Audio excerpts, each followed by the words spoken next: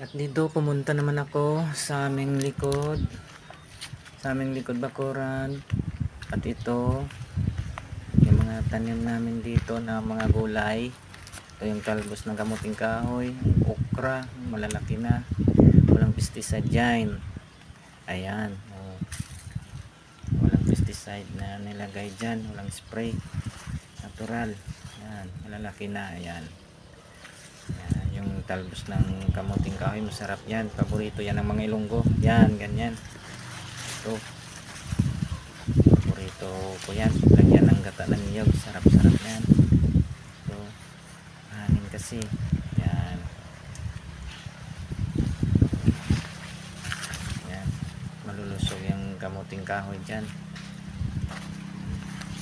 sa likod ng bakuran namin yan eh. Ayan, sabi nga ng mga Amerikano, no good people eating grass. Pero masarap. Ayan, tingnan nyo mga okra namin dyan. Yan, malalaki na, matataas na, oh.